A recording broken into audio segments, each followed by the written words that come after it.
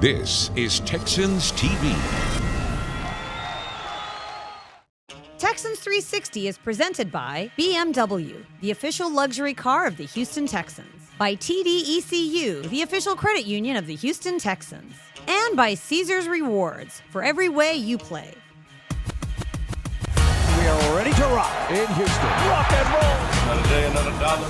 Touchdown, Texans. He's in. Rock and roll. Wow, what a play. Let's go home. Welcome into Texans 360, final game of the 2022 season.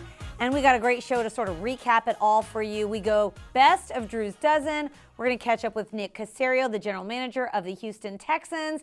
And we're going to do some fun stuff with Toro. But first, we catch up with our head coach, Lovie Smith, to talk about this final game at Indianapolis.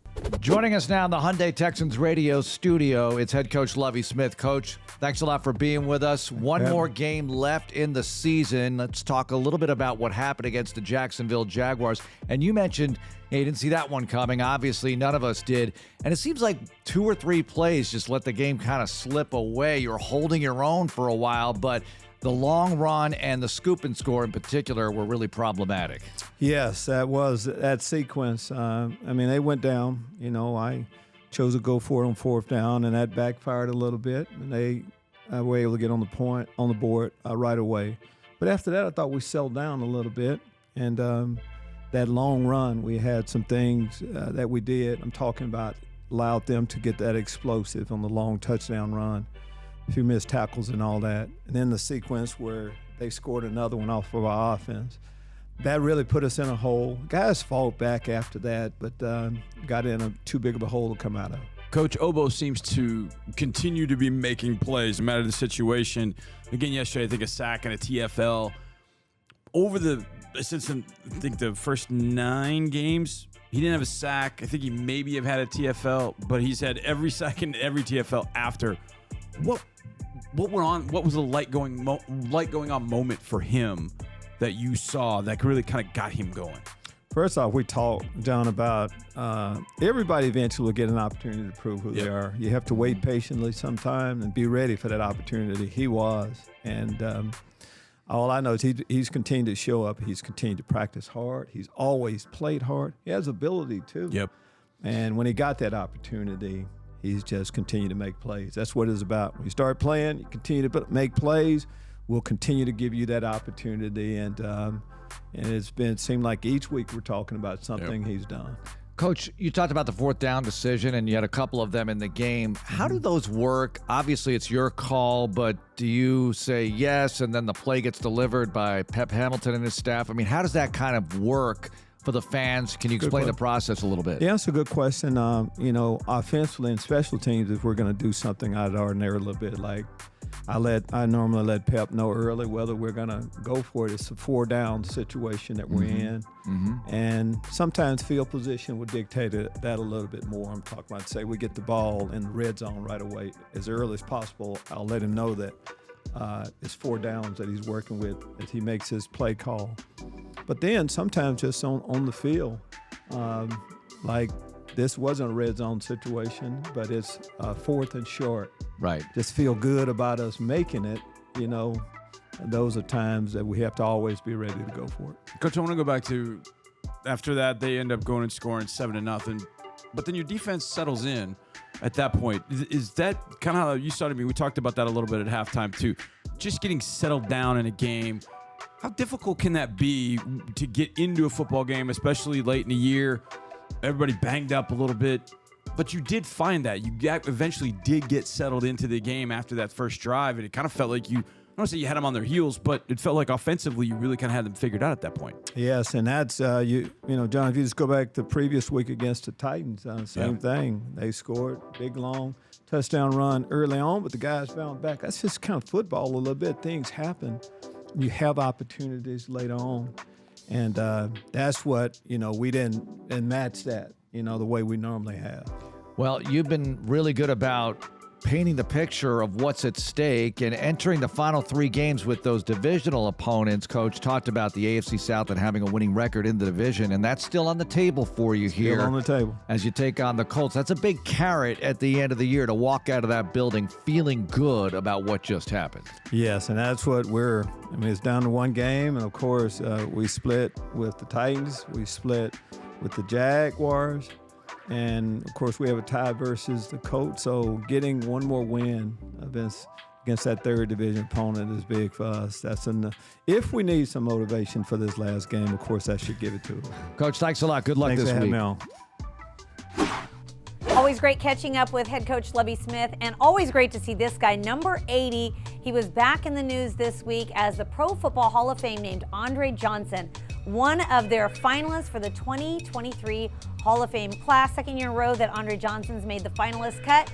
Fingers crossed that he makes it in this year. We really want to see number 80 in the Hall of Fame. So let's take a look back at some of his cool moments and best career highlights. I remember going to my 2nd year, I made my first Pro Bowl, and I told this story earlier. They would call the teams up in alphabetical order, and they said the Houston Texans were up next. I don't know who the guy was, but I saw a guy mumble to one of the guys who worked in the NFL and was like, who in the hell is here from the Houston Texans? Throws it right side, wide receiver screen. Andre Johnson across the 40, 35 to his right 30, 25, 20, 15, 10, 5. Rock and roll! The Texans win it! Andre Johnson, 48 yards! My goodness! Houston wins it overtime! That was something that always stuck with me, something that I kept, inside of me. It was a fire that burned, that I wanted to put the Houston Texans on the map. That was my biggest thing. That was something I wanted to do. When you thought of the Houston Texans, you thought of Andre Johnson.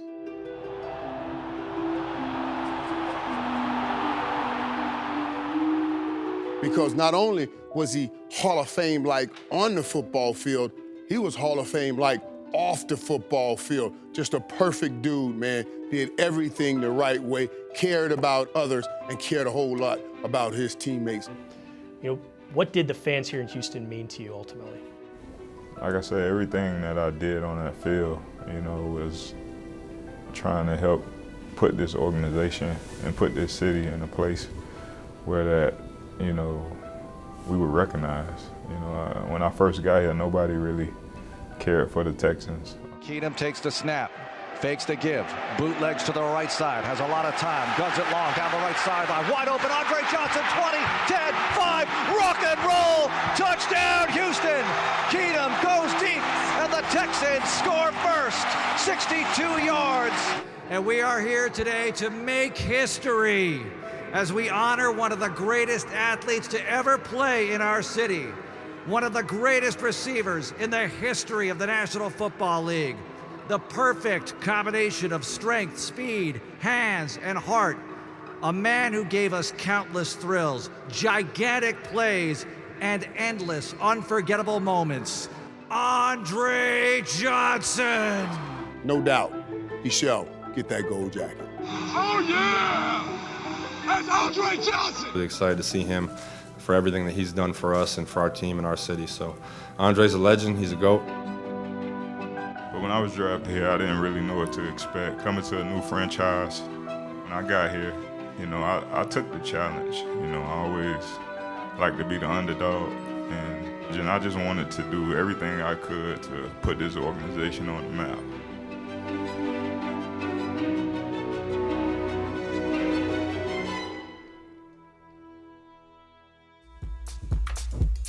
Coming up, we've got the best of Drew's Dozen. That's next on Texans 360.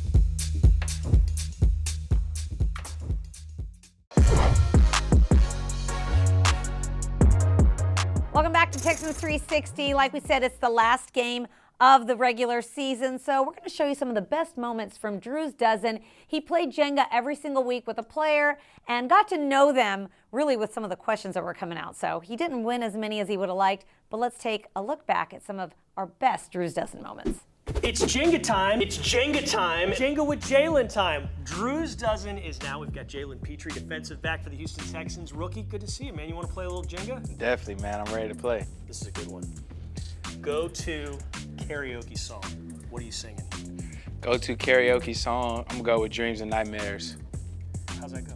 I used to pray for times like this to rhyme like that, so I had to, you know what I'm saying? I had to do that song for one of my rookie little ordeals. Troy got the best hair on the team for sure. Who has the best hair on the team? Oh man, that's a tough one right there. As he runs his hand through his hair. Through the curls. I gotta go with the young guy, Troy. Who has the best hair on the team? Me. I think Jerry Hughes, you've talked with him about it a little bit. A little bit. Yeah, he got good hair too, so. Great hair. Troy Harrison, former defensive lineman. Former defensive lineman. You gotta love that guy. I mean, the way he hits people on the field, you gotta love it. Yeah. And the fact that he can take care of that hair too, all at the same time, being aggressive and looking good. Total package. Oh man. Who on the team would you not let date your sister? I mean, I would probably say Troy Harrison. And he's a great guy, but he's just, if you watch the way he plays, he's just super aggressive, bro. And I don't need no aggressive man just with my sister, you feel me? So I need somebody nice and gentle. Troy is way too, no offense, Troy. Actually, today's Troy's birthday. I don't know when his happy birthday, Troy. But he's got to stay away from my sister, bro. You gonna do it? Oh, nah. Boom. Nicely Forgot done. about that. Nicely done. What other sport could you be pro at? Pie eating? Pie eating? What pie? Ooh, blueberry, apple. I wish it'd go. Okay. Well, careful, dude. Careful. Who is your celebrity lookalike? I don't like this. Why? What's wrong? Who is it? Everybody tell me I look like Lil Yachty because I got little braids and stuff. Okay. Yes. And don't go look up that picture. You have some nicknames. What's your favorite nickname? Buster. Buster? Who gave you that one? My grandma, because I was a fat baby, said that's a Buster. When I came out here, yeah, that's a Buster. That's a Buster. Ooh, I seen the whole I think we're in a bad spot here.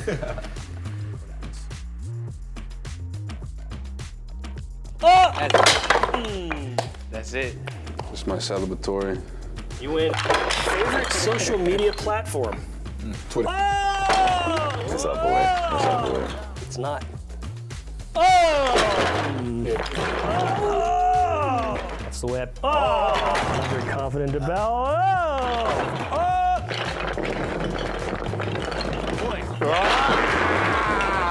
Damian Pierce, you win again. Hey, man, I try to win. Appreciate you, Drew. Good game, my friend. Good game. All's well in the game with Jenga. Now, only one Texan has lost to me this year. Okay. So you don't want to fall into that company, do you? All right, nah, I don't even want to know who it is. So. Jonathan Grenard. Fake. Oh! That was me rocking the floor.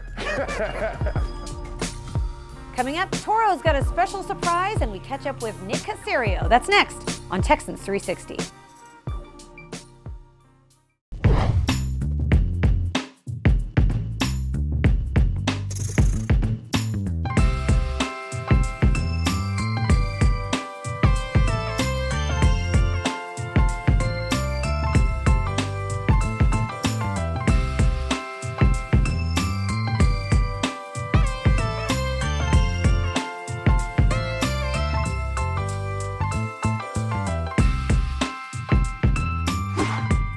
Love seeing Toro out and about in the community and love seeing these surprises for our season ticket members. Welcome back to the Ford Studio as Texans 360 rolls on. Nick Caseiro, general manager, just wrapped up his second season with the Texans. And what does the offseason look like? Our very own Texans Radio had a chance to catch up with the GM. Joining us now in the Hyundai Texans Radio studio, it's General Manager Nick Caseiro. Nick, good to see you, and it's the final game of the season. Nick, what kinds of things are you looking for after what happened against Jacksonville as we allow ourselves to talk about the game a little bit here and see how it goes? Yeah, it's been a while since we've played the Colts, so going back to week one. So they've changed from where they started the season to where they are now. I'd say from a big picture perspective, there's still some core things that I would say have remained the same. So we've changed as well. So you kind of have to look at what happened earlier in the year, kind of have an understanding, and then really look at the last however many weeks of games that the opponent has played and try to get an idea of where they are as a team. So Like I said, they've undergone some change on a larger scale from Coach Reich to going to Coach Saturday. They've had a number of changes that they've made personnel-wise and a player front. So you still have to go through and kind of go through your process and prepare for the opponent and prepare for what you're going to see both personnel-wise and then schematically as well. So I'd say as a team, they still have a lot of really good players who've played really good football, especially on the defensive side of the ball. So they're in top, 10 in most categories defensively. So they've played well on defense. They've had a lot of injuries that have affected probably what's going on offensively. They've kind of had 3 different quarterbacks that have played. So it looks like, Sam's going to play this weekend.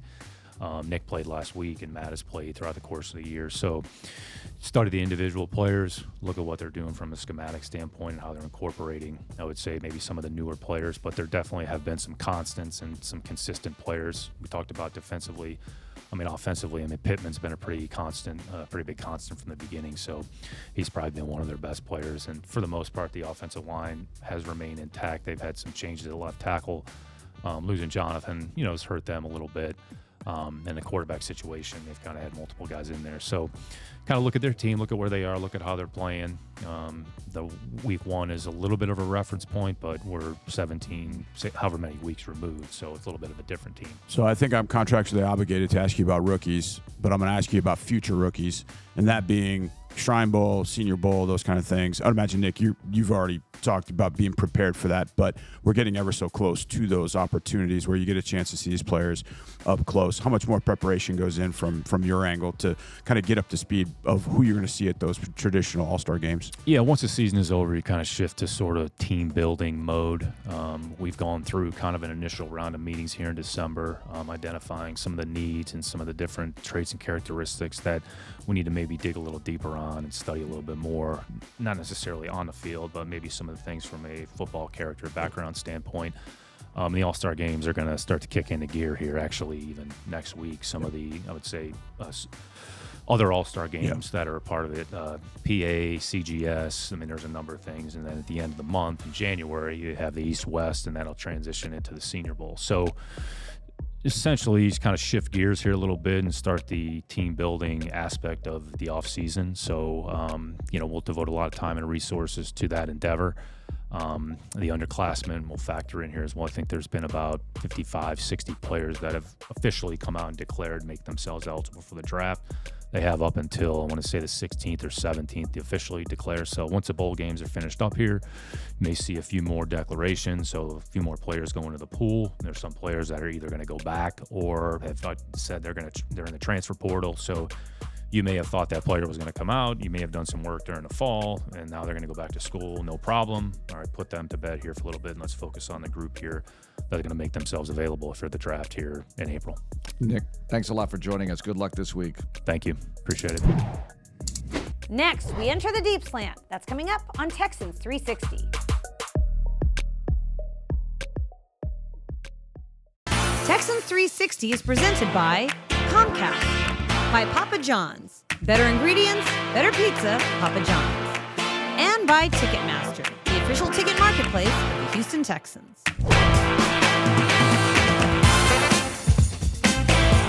We're back with Texans 360 final segment. Every single week I catch up with a player in the deep slant. This week is no different. Traymon Smith had a fantastic year on special teams. Also filled in on defense for a couple of games and got some turnovers. I had a chance to catch up with Traymon, get to know him a little bit better, and chat about his second year with the Texans. It's a Deep Slant 101 presented by Xfinity. My guest this week, Traymon Smith. Traymon, obviously not a typical game week like you guys have normally had. So what has this week been like for you personally, just as you sort of process the news with everything that happened with DeMar? It's hard, it's just real tough, and I look for updates every second, like just to make sure he's doing okay. And it just still prayers and thoughts go to him and his family, but I just seen some good news from him, so that's, as long as it's good news, it's always good. When you look back at your season, you had to step in on defense. Mm-hmm. You've obviously done a lot of things on special teams, but is there any particular play or plays that really stand out to you? I got my first interception this year. First and second, right? First and second, yeah, same game. That's the way to do it. But I don't know. Those two, that Dallas game was definitely it. And then playing against the Chiefs. Oh, your former team. Yeah, my former team that drafted me, seeing Andy Reid and Dave Tobe. It it was good. And actually them seeing me start that game and play good against them. So that was fun to watch too. So, and this whole season was fun. You know, it wasn't the way we wanted to go, but we just got a lot of stuff to build on though.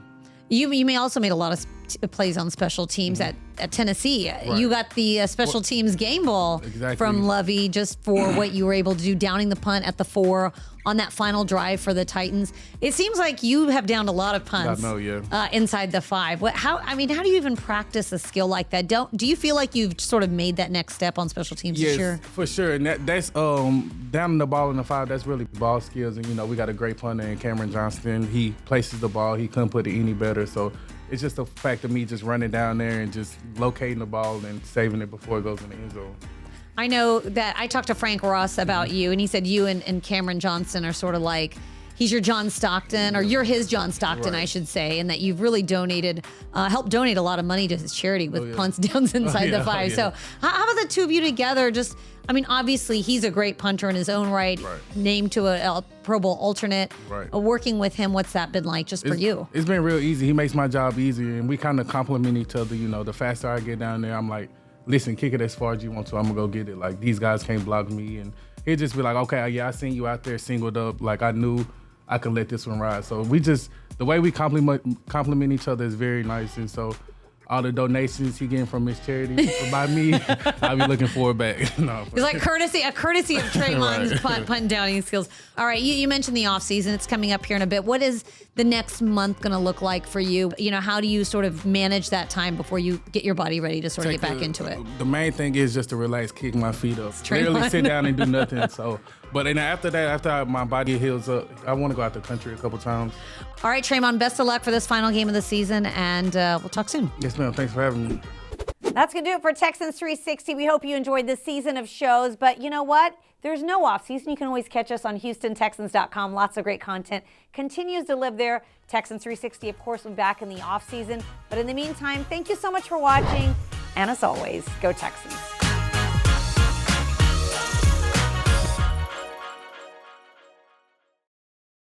Thanks for watching, and go Texans. Like, subscribe, and ring the bell for new content.